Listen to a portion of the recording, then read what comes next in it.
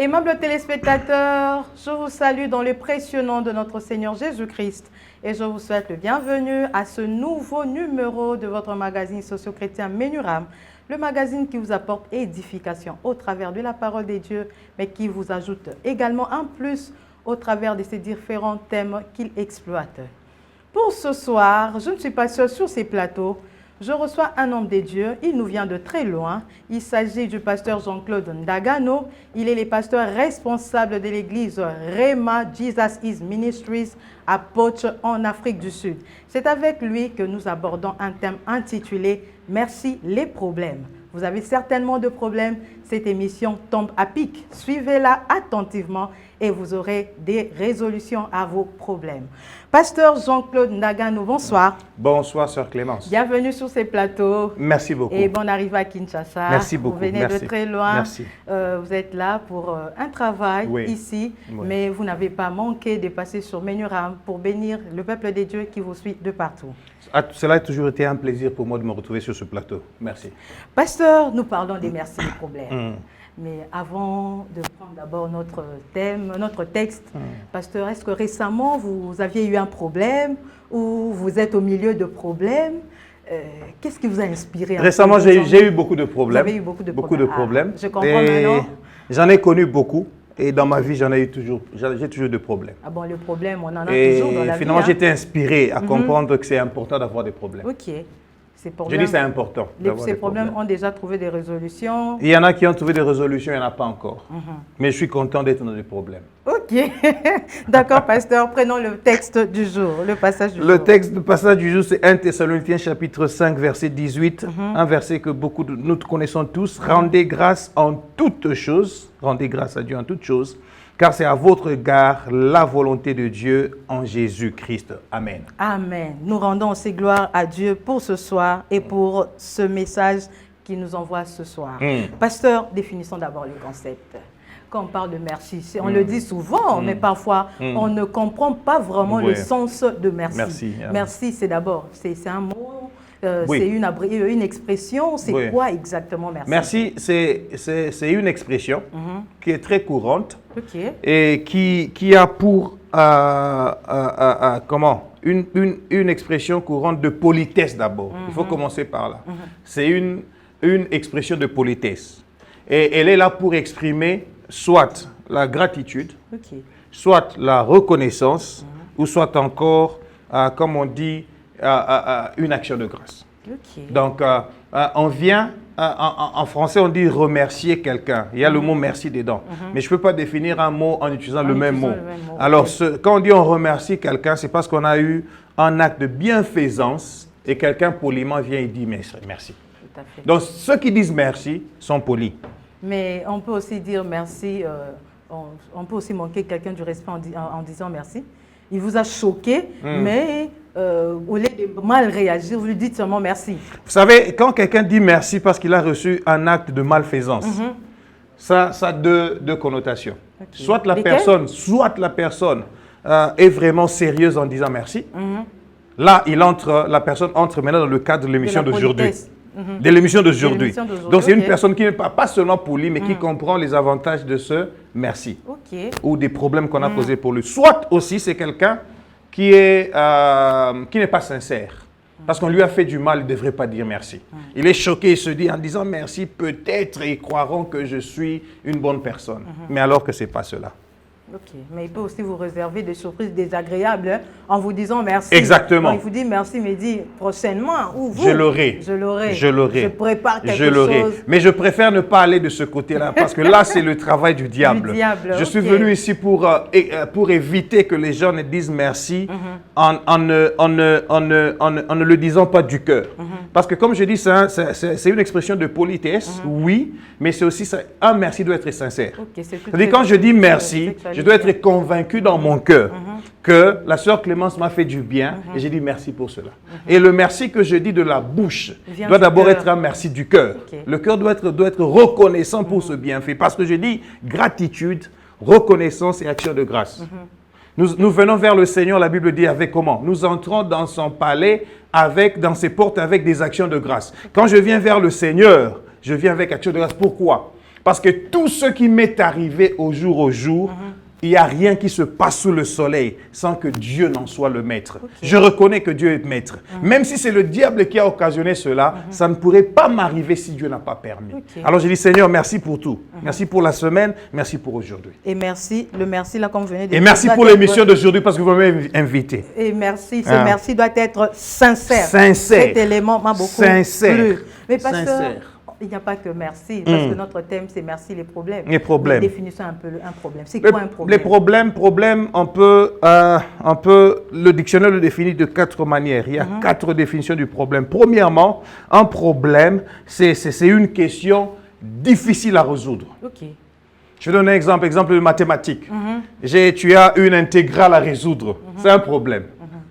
Il y a un problème de logique. Tu as un raisonnement logique à y arriver. On dit, par exemple, tout le monde est en train de pleurer. Mais la sœur Clémence ne pleure pas. C'est-à-dire quoi? C'est-à-dire, elle seule n'a pas pleuré. Comment tu résous ce problème-là? Pourquoi elle ne pleure pas? Tu commences à te poser des questions. Donc ça, c'est une question difficile qu'il faut résoudre. Deuxièmement, un problème, c'est une difficulté ou encore un obstacle qui empêche quelqu'un de réaliser quelque chose. Okay. Il peut y avoir, comme aujourd'hui, j'ai eu une difficulté de transport routier. On est à Kinshasa, je n'apprends personne qui vient à Kinshasa. Les embouteillages, c'est le lot de tous les jours. C'est notre petit déjeuner, c'est notre lunch à midi, c'est notre souper du soir. Alors, quand on est arrivé quelque part, il fallait trouver une solution. On nous a bloqués ici, on nous a bloqués là-bas. Le chauffeur disait, papa, au collègue qui s'habille sauter, quel est le problème au Bundengenin? Donc, c'est un problème de circulation. On devait avoir maintenant quelqu'un qui vient, qui dit, toi, arrête-toi là-bas, laisse passer celui-ci. Ça, c'est un problème. C'est-à-dire, c'était une difficulté ou un obstacle qui devrait être résolu pour trouver une solution. Okay. Ou bien qui devait plutôt, comment je dis ça, qui empêche de réaliser quelque chose. Je venais à l'émission, je suis même arrivé en retard. Pourquoi? Parce qu'il y avait un problème. Okay. Troisième définition, un problème, c'est aussi une situation incertaine ou dangereuse, complexe, confuse, qui nécessite une solution. Donc, quand il y a un problème, il faut trouver une solution. Comme là, je disais au pasteur Chim, quand on est entré ici, je dis, bon, quand il m'a pris en bas là-bas, j'ai dit, il y a des problèmes, il y a un problème de circulation tous les jours. Quelle est la solution qu'on peut trouver pour cette ville? Donc, il faudrait qu'il y ait des gens qui s'asseyent, qui commencent à réfléchir. On fait quoi? On ferme où? On ouvre où? On laisse qui entrer? On arrête qui pour ne pas entrer? Voyez. Hier, j'ai lu quelque part, je crois, le ministre du Transport provincial qui dit la ville de Kinshasa a 400 000 motos. Près de 400 000 motos, on ne contrôle pas toutes les motos, on ne sait pas combien qui sont enregistrés, et il y a plus de 3 millions de véhicules à Kinshasa. C'est trop pour une ville comme celle-ci. C'est beaucoup trop. Ailleurs, il y a des véhicules qu'on ne roule pas, qui roulent seulement le week-end. Okay. J'étais dans un pays en Afrique de l'Ouest, dont je crois que c'était le Togo. Au Togo, il y a des véhicules avec des plaques de numéros d'immatriculation. Bon, c'est différent, non? Mais le dernier mot, quand c'est pair, cette voiture-là ne peut rouler que le jour pair. Okay. Mardi, jeudi. Les impairs roulent lundi, mercredi, vendredi. Ça diminue le problème de circulation à Lomé. Parce qu'ils avaient aussi un problème de circulation. Ils ont trouvé une solution. OK? Et enfin, je ne dis pas que c'est là la solution pour la ville de Kinshasa. Que vous donnez, peut-être. Je ne sais pas si le gouverneur de la ville peut trouver ça comme solution. La dernière définition du problème, c'est un point sur lequel on s'interroge. Okay. Un point sur lequel on s'interroge. J'ai un problème d'argent. qu'est-ce que je peux faire pour avoir? Comment résoudre? C'est un problème. Ok. C'est un problème. Voilà, la Pasteur, définition. Donc le problème peut nous arriver, le problème arrive par surprise ou le problème peut être aussi être prémédité? Le problème peut arriver soudainement. Je ne m'attendais pas que ça va arriver. Comme un accident. Il y avait une voiture qui passait ici. Moi, je passais, je dois passer. Il est brutalement, il a roulé, il m'a cogné. C'est par accident. Un accident, personne ne prépare ça. Un incident peut être prévenu. Mais il y a aussi des choses qui viennent par préméditation. Quelqu'un est sorti de sa maison. Il dit, je suis en train d'aller à ces possibles TV. Baromo Nanga. Tu vois, c'est quelqu'un qui est venu pour créer un problème, il est déjà préparé à ça. Donc ça peut être prémédité, ça peut être aussi ça. Mais il y a des problèmes qui sont aussi créés sans que ni personne n'ait prémédité, ni personne n'y ait pensé, parce que ça a une cause extérieure. Okay. C'est ça qui est venu. Et comme, on va en parler. C'est comme des gens que nous entendons aussi dans des églises ou à la maison, dans nos quartiers. Quelqu'un qui va à l'église, il vous dit, yo, on a qui dans l'église, non, là, si ça donc, et ça, à Bombi Kandananda. Il prévoit. Donc, je vais à l'église pour prier. Quand je vais revenir, donc, il y aura un problème sûrement. Ça, c'est même un problème lui-même déjà. C'est un problème déjà. Alors, une personne aussi peut être lui-même un problème. Un problème, ah oui. Bon? Je vais y aller. Okay. Un problème, ça peut être une personne, ça peut être une situation. Un problème, ça peut être même un esprit. Okay. On va y arriver. Mais vous voyez, maintenant, quand je parle de merci les problèmes, les gens vont se poser la question, pasteur, tu viens parler de merci les problèmes. Oui, j'aurais pu même intituler l'émission d'aujourd'hui, j'allais vous demander de l'intituler l'apologie des problèmes. Ok, pourquoi l'apologie des problèmes? L'apologie des problèmes. Prenons d'abord l'apologie. Une apologie, c'est quoi, maman? Une apologie, c'est un discours ou encore un écrit qui défend, qui justifie une personne, une action ou un ouvrage. Okay. C'est aussi un éloge ou une glorification de quelqu'un ou de quelque chose. Parce que moi ici, je suis venu pour vous dire, merci les problèmes. Quelqu'un va dire, moi j'évite les problèmes. Pourquoi? Le pasteur dit merci les problèmes. Je viens faire l'apologie des problèmes. C'est comme une invitation aux problèmes. Si vous me posez la question si c'est une invitation au problème, tu n'as pas besoin d'inviter les problèmes. Que tu le veuilles ou non, chaque jour tu vas te réveiller avec un problème. Que je te dise quoi? Quand tu te réveilles déjà le matin, tu as un problème de savoir quelle chemise tu vas porter. Ce sera la bleue ou la rouge parce que il n'y a pas d'électricité, je n'ai pas repassé cette chemise. Maintenant, tu avais un pantalon noir qui devait marcher avec cette chemise bleue, mais maintenant, tu n'as pas de... Non, tu avais un pantalon bleu, maintenant, tu as une chemise rouge à porter. C'est un problème. Tout à fait. Ok. Mais pasteur, l'apologie des problèmes. J'ai bien aimé l'apologie des problèmes, mais nous allons en parler. Okay. Dans quel milieu précis peut-on localiser les problèmes? Les problèmes peuvent être localisés dans tout milieu. Tout milieu. Individuel, professionnel, familial, ecclésiastique, national, international, mondial. Pasteur, j'ai pensé que l'ecclésiastique n'allait pas n'allait pas figurer. Même dans les églises, on doit trouver des problèmes. Je suis un pasteur et je te dis que l'église n'est pas exempte de problèmes. Okay. L'église est même un endroit qui a beaucoup trop de problèmes. Ah bon? C'est comme pourquoi cela? Parce qu'il y a des hommes qui sont problèmes eux-mêmes qui viennent. Deuxièmement, parce que le diable qui crée problème vient aussi les attaquer. Donc il y a tout ça. Et troisièmement, il y a beaucoup de choses. Mais l'église, c'est un milieu aussi où il y a des problèmes. Je dis aux gens, et j'aime ça. Le bishop Noel Jones, il y a un message qu'il était en train de donner. Il dit les gens vont chez McDonald's parce qu'ils ont besoin d'un hamburger.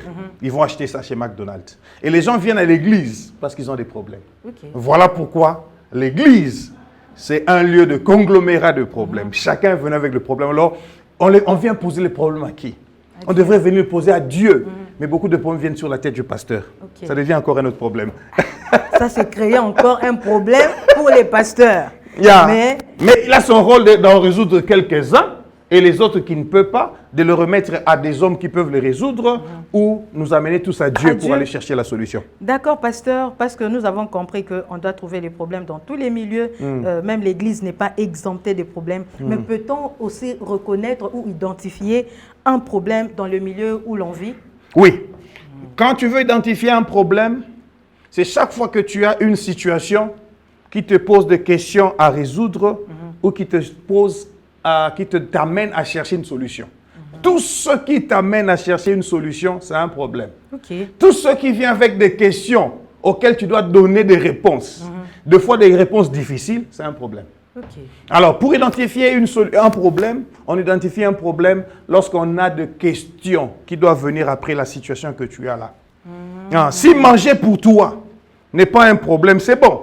Mais manger peut être un problème pour quelqu'un d'autre personne. Okay. Parce que quelqu'un d'autre va se réveiller, il n'a que 5 000 francs, il a 2 enfants à la maison, il ne sait pas ce qu'il va acheter avec ça.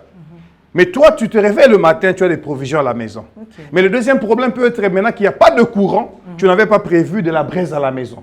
Ça devient encore un autre problème. Donc, un problème pour quelqu'un peut ne pas être un problème pour l'autre. L'identification de problème, ce que je disais, c'est soit ça pose une question dans ta tête pour résoudre cela, ou ça te pousse à chercher une solution. Ok. Et pasteur, les problèmes, parce que nous parlons des problèmes, les problèmes dont il est question ici sont d'ordre spirituel ou d'ordre physique? Quand je dis merci les problèmes, je parle de toutes sortes de problèmes, que ce soit d'ordre physique ou d'ordre spirituel. Okay. Et je vais vous expliquer pourquoi. Parce que les problèmes en question, ils viennent exactement dans tous les domaines. Okay. Un être est tripartite, c'est un homme c'est un esprit qui a une âme qui vit dans un corps. Okay. Son corps peut avoir des problèmes. Son âme peut avoir des problèmes. Le siège des réflexions, des pensées, des difficultés, tout ça, ça peut avoir des problèmes. L'esprit qui te met en relation avec le Seigneur, tu peux y avoir aussi des problèmes. Le problème du péché qu'il faut régler là-bas. Donc, le problème n'est pas seulement physique, il est spirituel aussi et il est mental. Ok. Est-ce que pouvez-vous nous donner des exemples, peut-être un exemple d'un problème physique et aussi un autre exemple d'un problème spirituel? Je me réveille le matin, je vais sortir et quand je vais me laver, paf, je cogne ma tête à l'entrée de la porte de la douche. Je me casse ici ou bien je commence à saigner. Il y a un problème qu'il faut résoudre, je ne sais pas sortir comme ceci, il faut aller voir un médecin ou aller dans le dispensaire au coin pour qu'on puisse me suturer. C'est un problème physique. Je me réveille le matin, je suis en train de venir ici et je me retrouve dans un embouteillage. Okay. Je commence à réfléchir maintenant. Mon téléphone est lobat. Maintenant là, la sœur Clémence doit être en train de m'appeler pour me chercher où est-ce que je suis. L'équipe de Menu Ram est en train de chercher l'invité du jour. On appelle, je n'arrive, vous ne m'avez pas. Moi-même là où je suis, je commence à réfléchir. Qu'est-ce que je peux faire? C'est un problème sur mon mental. Je dois chercher je demande au chauffeur dans le taxi, est-ce que câble tes câbles iPhone ou type C. Je ne sais pas charger mon téléphone. C'est des problèmes, je réfléchis. Et je dois trouver une solution maintenant pour voir qu'est-ce que je peux faire pour que le message vous arrive. Un problème mental sur mon âme. Un problème spirituel. Je commets une erreur. Je fais quelque chose de mauvais qui rompt ma relation avec le Seigneur. C'est ce qu'on appelle le péché, de n'importe quel ordre. Et je n'arrive pas à régler cela. Parce que ce problème me demande, par exemple, j'ai fait du commérage contre mon frère. Il faut que j'aille le voir pour demander pardon. C'est un problème spirituel que j'ai et que ça devient vraiment, ça me prend. Okay. J'ai une situation comme ça où j'avais fait du mal à un frère. Le Seigneur m'a dit d'aller demander pardon à ce frère. Ça date de 28 ans. J'avais 2 ans de vie chrétienne à la résurrection, 96. Je dois aller demander pardon à ce frère parce que j'avais de la jalousie pour ce frère. Avec qui on avait commencé établissement. On vendait de croissants, ils ont pâtisserie, croissants, saucissons. On a quoi le là? Et puis, on a géré mon côté. Le frère, on était ensemble à l'intercession. Moi, on m'a dit établissement, compagnie. On a pas compagnie, pour le business. Vraiment. Alors, mais j'ai su avec qui m'a dit. Le frère, lui, il ne dépensait même pas. Il a ceux qui se il a dit qu'on se sépare. Okay. Bon, on s'est séparés. Moi, j'ai ouvert mon autre là-bas, il y a quel côté. Yaye et Mati, il y a un Koufi. J'ai commencé à avoir de la jalousie pour le frère. Ce frère, qu'est-ce qu'il croit? Il y a Kansaranini, il y a Zamosanto Koleka, Akabarane Pekoutouté. J'ai commencé à dire aux gens l'intercession. Je te dis, oui. Après, le Seigneur me dit, on devait entrer en retraite. Le Seigneur me dit, tu ne vas pas entrer en retraite avec l'intercession, avec ce frère-là dedans, si tu ne vas pas lui demander pardon. Nalongwe Panabiso Lemba super, na Bakali. Bango Asofana na Ruzibazi. C'est le frère Christian Mouleba. Il connaît l'histoire, j'ai même écrit ça dans un livre. Je vais le voir, j'arrive chez eux à la maison, na Koutier. On parle, il me raccompagne. Tina quoi Bakali, j'ai pas encore dit pardon. Je commence à le raccompagner. Tina Ruzibazi. Après, il me dit, frère, on dirait que vous avez quelque chose de ngolo. Parce que c'est difficile de demander pardon. Surtout quand quelqu'un sait, il croit que tu es bien avec lui alors que je devais sortir ça. Quand j'ai demandé pardon, il m'a dit qu'il m'a pardonné, qu'il m'a commis bien. Dans sa légende, dans sa retraite bien. Il y a un gars qui jalousie pas mon tout. Pour ça, on a exposé un lissousou na okokate. Ah, ça demande l'humilité hein, pour aller en tout cas demander pardon. Mais c'est pas facile. Pasteur, j'aimerais un peu rentrer dans l'un de vos exemples. Le tout premier, vous avez dit que non, l'exemple que vous avez donné, vous êtes cogné en se réveillant pour se laver. Mais on peut aussi assimiler ça à un problème spirituel. Si on pense que c'est une attaque spirituelle, une attaque démoniaque. Bien comment je peux me cogner, chaque jour je me lave ici, ça c'est pas une attaque. On peut aussi dire que c'est spirituel. Je suis d'accord avec toi, tout à fait d'accord. Je suis un homme spirituel et je ne doute pas du monde spirituel. Le monde spirituel a beaucoup de problèmes et dans le spirituel, le diable est là pour nous combattre. Ça peut se faire que ce soit une attaque spirituelle. Mais immédiatement là, ça peut avoir été une attaque spirituelle, mais les effets du problème sont physiques. Je dois régler le problème physiquement. Je ne peux pas dire ici, parce que j'ai été attaqué, nazo saigné, nazo prié pour maquiller kanga. Donc je dois d'abord aller à kangi, et puis je règle le problème spirituel. Bon, la foi. Merci beaucoup. Ok. Non, pas. Je suis d'accord avec toi, je suis un homme de foi. Si ta foi te dit que on ne va pas te suturer, c'est bon. C'est bon. Moi, je suis ici, je suis sur le plateau de la télévision et je vais le dire clairement. Je ne sais pas si je l'ai déjà dit ici. Moi, j'ai été diagnostiqué avec hypertension il y a 14 ans. Mais j'ai pris le médicament pendant une année seulement. Et puis, je me suis décidé, non, mais la cité. J'ai dit à ma femme, je ne prends plus ce médicament. Il dit, prions ensemble. On a prié. Nous avons cru que le Seigneur m'a guéri de l'hypertension. Et jusqu'à aujourd'hui, ça fait 14 ans. Je ne prends pas de médicaments. Donc, j'ai aussi la foi. Pourtant, je suis médecin. Je donne des antihypertenseurs à des malades. Mais ma foi à moi m'a dit de ne pas prendre et je n'en prends pas. Mais si toi, tu n'as pas cette foi, continue à prendre les médicaments. Nous croyons que c'était vraiment la foi. Parce que les médecins fouillent les médicaments, ils fouillent les piqûres. Heureusement pour votre cas, c'était la foi. Pasteur, merci les problèmes. Oui. Par merci les problèmes, voulez-vous défendre, voulez-vous justifier ou louer les problèmes? Je veux faire les trois. Je défends les problèmes parce qu'ils ont droit à venir. Alors, je justifie les problèmes parce que c'est important qu'ils soient là. Et je les défends. Je suis leur avocat. Leur avocat. Je suis l'avocat des problèmes. Vraiment? Oui. Ok. En tant qu'avocat de problèmes, nous allons comprendre comment est-ce que vous, dans quel angle défendez-vous les problèmes? Je les défends. Mais pourquoi l'apologie des problèmes? L'apologie des problèmes parce que, comme je dis là, je viens faire un discours ici pour vous dire que les problèmes, ce ne sont pas les problèmes. Les problèmes, c'est la personne qui rencontre des problèmes. Les problèmes doivent être là. Vous savez, le problème, c'est quoi? Moi, j'ai des enfants à la maison. J'ai ma petite fille, ma fille cadette. Si tu vois un insecte, tu viens tuer l'insecte. Il va te dire, non, papa, tu as mal fait. Il ne faut pas tuer l'insecte. Il dit, chaque insecte apporte un équilibre dans l'environnement. Il y a des insectes qui sont là pour bouffer d'autres insectes qui peuvent nuire à ta santé. Comprenez un peu. Quand tu détruis tous les insectes, tu détruis ta santé aussi. Donc, il y a ce que nous considérons comme des problèmes, qui en principe ne sont pas des problèmes pour nous. Et on croit que ce sont des problèmes. Donc là, je suis en train de dire, je viens faire l'apologie des problèmes parce que, deux fois, nous comprenons très mal le rôle des problèmes dans nos vies. Donc, on doit aussi comprendre le rôle. C'est que le problème joue aussi un rôle. Une femme enceinte, dis-moi, une femme enceinte, quand elle est enceinte, elle a mal ou pas? Elle vient avec des problèmes. La première consultation, docteur, j'ai mal ici. Deuxième, docteur, j'ai mal là-bas. Ce sont des problèmes. Mais ces problèmes-là sont importants pour elle. Les problèmes, plus les douleurs sont en train de venir, plus nous comprenons qu'elle est en train de travail. Et quand on sait qu'elle entre en travail, on sait que ce qui va venir après va être bien. Parce que si elle n'a pas de douleur alors qu'elle est à terme, il y a un problème. Il faut chercher maintenant à savoir quel est le problème. Une femme qui commence une grossesse sans problème, sans douleur, mais la grossesse évolue.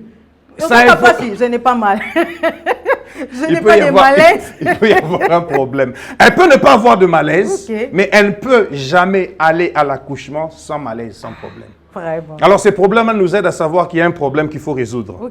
Alors, quand on résout cela, alors je suis content qu'il y ait eu ces problèmes-là. Parce que ça m'a notifié. Parce que nous disons même à ces femmes enceintes, on dit, ceux qui passent, et ben dit qu'on mate, et ben dit qu'on m'a cassé, et qu'on m'a appelé mingi mingi, au à l'hôpital. Parce que deux fois, ils viennent alors que c'était une fausse alerte de travail. Pasteur, peut-on spécifier ou caractériser le problème? Oui, on peut les spécifier, on peut les caractériser. Et comme vous l'avez, comme on l'a fait là, nous l'avions déjà fait, nous avons dit, il y a des problèmes qui peuvent être d'origine et d'ordre physique, d'origine ou d'ordre spirituel, d'origine ou d'ordre mental. Donc, on peut bien les spécifier. C'est à vous. Mais comme on a dit là, il y a des lignes qui peuvent se passer ou bien il peut y avoir des problèmes en intersection. C'est la mathématique? Non, non. Tu sais quand on faisait les ensembles? Je n'aimais pas en tout cas. Ah, tu n'aimais pas.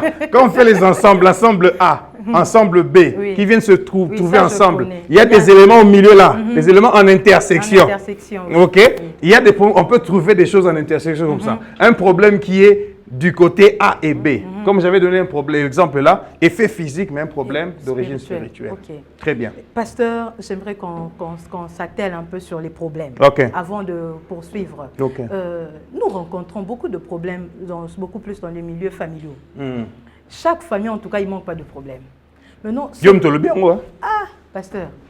Bon, c'est... Non, c'est un solo. Selon ce que nous Je voyons. confirme, je dis au lobby. C'est comme si vous n'êtes pas d'accord avec moi. Pasteur Akinelinga Bon. Chaque famille a un problème, même la mienne aussi. Donc, il y a des problèmes. Maintenant, les problèmes que nous rencontrons dans nos familles, on peut les classifier dans des problèmes physiques ou c'est aussi des problèmes liés à des problèmes spirituels. Les problèmes qui viennent dans la famille peuvent être classifiés dans les deux. Je suis un médecin spécialiste en médecine de famille. En médecine de famille, nous étudions ce qu'on appelle la dynamique de famille. La dynamique de famille est que quand une personne se marie à une autre personne, elles sont deux. Quand je dis une personne, comprenez-moi bien, il ne faut pas me faire dire des choses que je n'ai pas dites. Un mâle et une femelle. Je ne parle pas de deux même sexe. Mâle, femelle. Quand ils se marient, ils commencent leur vie. Ils ont des problèmes à leur niveau. Des problèmes, ça peut être des problèmes de relation. Ça peut être un problème d'adaptation. La sœur Clémence se marie à son mari. La sœur Clémence est journaliste. Le mari est trop jaloux. Quand tu passes à la télévision et qu'il est tard, il commence à regarder la montre. Après, quand tu rentres, l'émission c'est 19h. Nous sommes 22h. À bout 5 embouteillages, mais avec ça. On m'a dit, il y a problème. Ça, c'est une dynamique. Il y a une dynamique qui a problème à niveau Nabino. Et maintenant, quand la sœur est enceinte, elle tombe enceinte, elle est grosse, il y a des problèmes qui viennent à cause de la grossesse. Donc, la dynamique qui a famille, il faut que tu saches évoluer avec les problèmes. Le problème d'aujourd'hui peut être résolu, mais si ça n'a pas été bien résolu, ça peut revenir demain.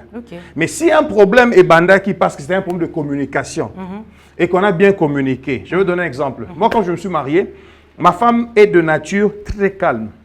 Elle n'a pas beaucoup d'amis, elle ne sort pas du tout, presque pas. Moi, j'étais de nature opposée de ma femme. Beaucoup d'amis, je sors trop. Parce que quand je finis le boulot, j'étais médecin stagiaire à Mama Emo, je suis en train de rentrer à la maison. J'ai comme tendance, alors, et ma femme maintenant, elle est en train de m'attendre. À ce moment-là, il n'y avait pas beaucoup d'embouteillages. J'ai le calcul de 16h, 18h, vraiment, il faut à 18h, on a comme noté. J'ai stoppé à terminus pour dire bonjour à un ami. Ça commençait à créer des problèmes. Il fallait maintenant qu'on s'arrange, qu'on parle par rapport à ça. Que je comprenne que nous sommes différents, nous devons régler. Donc, on a réglé ce problème pour que dans le futur, on n'ait pas le même problème. Mais comme je disais, dynamique de famille, quand on a maintenant des enfants, les enfants, ça devient aussi une autre source de problèmes. Il faut travailler durement pour leur trouver Minerval. Tu as déjà entendu, je ne sais pas. Moi, j'ai eu à un moment donné des problèmes dans la vie. Papa n'a pas pu payer un Minerval ici. Parce qu'il ne travaillait plus. Vous comprenez, il faut aller chez l'oncle, il faut aller chez la tante. Donc, ça sont des problèmes. Dynamique de famille. Mais quand les enfants grandissent aussi, tu as des enfants qui deviennent des adolescents. Tu imagines des enfants qui sont encore plus petits. Les adolescents ne veulent plus jouer avec les autres. Ça crée un autre problème. Donc, il faut savoir gérer tous ces problèmes. Et là, vous avez parlé seulement de la famille restreinte. La famille restreinte. De la famille quand tu vas maintenant à la famille élargie. Avec nos frères, avec nos soeurs, avec grave. Des tantes. C'est même grave, c'est même grave. Et on doit apprendre à vivre avec ces problèmes. Il faut apprendre, pas seulement à vivre avec les problèmes, il faut apprendre à accepter les problèmes et à trouver des solutions ou des réponses aux questions que les problèmes posent. Peut-on aussi s'adapter aux problèmes? On peut s'adapter aux problèmes. Ah, mais c'est pas facile. Hein, c'est pas facile, mais c'est... Quand un problème, tu n'arrives pas à résoudre un problème, il faut t'adapter à cela. Tu sais que ça, c'est un problème. Tu y vis, mais tu dois t'adapter. Que je te dise, je vais te donner une réponse rapidement là. Hier, j'ai suivi mon père spirituel. Le pasteur Dominique était en ligne. Et il a parlé de la prière. Ok. Et il a insisté sur une chose, sur la persévérance. Il dit, la prière doit être une prière persévérante. Ok. Alors, il dit ceci. Si tu demandes à Dieu un enfant, et que Dieu ne t'a pas encore donné un enfant maintenant, parce que le problème avec nous, c'est, je veux l'enfant maintenant. Tu as demandé un enfant à Dieu. Dieu ne t'a rien dit. Parce que Daddy a dit, si Dieu ne veut pas te donner cela, il va te dire, mon fils, arrête-toi, arrête, ne prie plus pour ça, ma grâce te suffit, reste avec cette maladie. Mais Dieu ne t'a pas dit que je ne vais pas te donner un enfant. C'est-à-dire quoi? Il faut accepter de rester pendant un certain temps sans enfant à la maison, et les gens commencent à dire des choses. Ah, maman n'a sambe la ramazo botate. Ah, papa mouta n'a pas retraite, t'as les belé, mais nanda wazo botate. Qu'est-ce qu'il faut faire maintenant? Il faut t'adapter à la situation, accepter tout ce que les gens disent sur toi, parce que je m'attends à Dieu. Je m'adapte dans cette situation. Donc, tout problème qui n'a pas encore trouvé de solution pour moi, alors que j'espère une solution de la part du Seigneur, je dois accepter à m'adapter maintenant dans la situation de Zanango. Ah, mais pasteur, s'adapter là, on doit avoir quelle attitude quand on doit s'adapter? On doit être patient, on doit seulement beaucoup prier, on doit fermer, on va fermer les oreilles, parce qu'on entendra toujours. Voilà, maintenant on ne sait pas gérer les bouches des gens. Et les gens leurs paroles vont encore créer d'autres problèmes. Voilà, tu entres dans le sujet de notre émission. Si on ne sait pas se maîtriser, on quelle peut même attitude? se battre. Dis merci, problème. Merci. Merci. Merci. Merci. Merci, là, on doit dire à Dieu, on doit dire aux gens qui nous créent des problèmes. À qui devons-nous dire merci? Nous disons merci à Dieu pour avoir permis que les gens nous créent des problèmes. Okay. Nous disons merci aux problèmes qui viennent vers nous. Mais nous n'allons pas dire merci aux gens qui nous créent des problèmes parce qu'ils vont croire que nous les encourageons à continuer à créer les problèmes. Okay. Mais nous disons merci à Dieu parce qu'il a permis que ces personnes viennent nous attaquer et que ces problèmes viennent dans notre vie. Okay. Parce que lorsque les problèmes viennent, c'est une opportunité pour toi pour chercher des solutions. Ok. C'est une opportunité pour toi pour chercher des solutions. Je veux donner un exemple. Allez-y, il y a une dame qui s'appelle Agar. Elle sort avec l'enfant d'Abraham, vous connaissez l'histoire. Ils ont été chassés de la maison, on leur a donné un peu d'eau à boire, de l'eau à boire. Mais comme la route était longue, l'eau est finie. Okay. Mais ils arrivent dans un désert, elle ne sait même pas qu'il y a de l'eau. Et il n'y a pas d'eau, l'eau est finie. L'enfant commence à pleurer, l'enfant a soif. Elle dépose l'enfant là-bas. Elle va prier ailleurs parce qu'elle dit, je ne veux même pas voir comment l'enfant va mourir. Il avait un problème de pénurie d'eau. Okay. Elle va prier, mais elle est païenne. Dieu ne lui répond pas. La Bible dit, Dieu entendit la voix de l'enfant. Et quand Dieu a entendu la voix de l'enfant, il a ouvert les yeux à Agar pour voir une source d'eau. La source d'eau pouvait était là déjà ou que Dieu avait créé là-bas. Mais qu'est-ce qui a fait que la source d'eau soit créée? C'est parce qu'il y avait un problème et que Agar est allé chercher Dieu pour trouver la solution à son problème. Okay. Même si Dieu ne lui a pas répondu, Dieu a répondu à l'enfant, la solution est venue. Qu'est-ce qu'il y a maintenant? Elle va avoir de l'eau pour boire, pour l'enfant, pour elle-même, de l'eau même pour se laver. Elle pouvait aussi se laver. Donc une solution est venue. Parce qu'il y avait un problème et que la dame a accepté de chercher une solution. Donc, le problème a permis à la dame de retrouver une source d'eau. Ok. Merci beaucoup, pasteur. Nous venons d'entrer tout justement dans les vifs de notre message parce qu'il faut dire merci au problème. Il faut dire merci à Dieu par rapport au problème qu'il a permis dans nos vies. Mais la télé, c'est les temps, pasteur. Ok. Pour ce soir, j'aimerais qu'on s'arrête ici. On a déjà terminé. J'aimerais qu'on s'arrête ici. J'avais un deuxième exemple important. Je sais. Donnez alors votre deuxième exemple. Le deuxième exemple, ce n'est pas de la Bible. Okay. C'est un problème, un exemple auquel tout le monde peut se relater maintenant. Donc, on avait un problème de communication. Dans nos villages, quand on devait appeler les gens pour une réunion, rassemblement, il y a des gens qui avaient un tam-tam, un locolé, un instrument pour faire le son. Les gens venaient. Mais maintenant, comment faire pour communiquer au village voisin? Le chef va prendre quelqu'un, il envoie, il dit, va au village voisin, dit au chef, j'ai besoin de lui samedi pour une réunion chez nous. Okay. Mais dis-moi maintenant, si le village était très loin, ça ferait longtemps, non? Ça fait très longtemps pour y arriver. Donc, c'est un problème qui crée d'autres problèmes. On a un problème qu'on veut résoudre, mais il y a un problème de communication. L'homme a trouvé une solution. Parce que je disais merci le problème, parce que le problème nous donne une opportunité pour trouver des solutions. Okay. Je me rappelle dans les années 80, il y avait ce qu'on appelait la phonie. Il y a une chose qui est la phonie. Phonie, c'est la Kasavubu. Si il faut bien la phonie, la Kasavubu, il y a une lemba super, na bakal 309, 1309, c'est Jean-Claude. Lobby à 9h. aya na phone. OK? Maintenant, si c'est une question urgente et que la phonie ça pouvait faire passer le message, mais pas un message urgent. Après, les gens ont évolué. On a eu des téléphones fixes. Téléphone est sonné en dehors. Mon père, je me rappelle, travaillait à un moment donné à l'Ancélé. Deux fois, il ne rentrait pas à la maison, mais il tenait un téléphone fixe en dehors. Il appelle à 21h pour dire, il sonnait, non, je ne rentre pas cette nuit, je reste travailler ici. Mais maintenant, s'il veut me parler que je ne suis pas à la maison, il doit laisser un message. Après, l'homme a évolué. On a dit un téléphone portable. N'importe où je suis, même quand je ne suis pas à la maison, on peut m'atteindre. Mais il faut avoir encore des unités. Alors, on a mis l'Internet. Aujourd'hui, il y a les Android, téléphone avec Internet. Mais même si tu n'as pas de airtime ou bien, comment on dit, des mégas au téléphone, dans nos pays qui sont avancés, nous avons le Wi-Fi partout. Partout, tu arrives, il y a une connexion Internet, donc tu es connecté à 100% à tout moment. On dit 24 heures sur 24, 7 jours sur 7. Okay. Voilà. Le problème de communication a été résolu progressivement selon que l'homme a trouvé des solutions. Et avec merci beaucoup. L'évolution du temps. Merci, pasteur. Vous êtes encore à Kinshasa. Acceptez de revenir prochainement pour qu'on finisse cette matière. Merci. Je reviendrai. Nous vous disons aussi merci. Vous n'étiez pas venu pour nous causer des problèmes, mais pour nous aider à trouver des solutions à nos problèmes. Merci beaucoup. Aimables téléspectateurs, nous sommes arrivés à la fin de votre magazine socio-chrétien Menurab. Nous avons parlé d'un sujet très intéressant. Merci. Les problèmes, c'était les thèmes de notre émission de ce soir. J'étais avec le pasteur Jean-Claude Ndagano. Nous n'avons pas fini ce thème par rapport, faute de temps. Je vous donne rendez-vous au prochain numéro, donc le jeudi prochain à la même heure pour la suite de ce thème avec la même équipe, surtout avec le même plaisir. Quant à moi, je vous dis au revoir, à très bientôt. Thank you.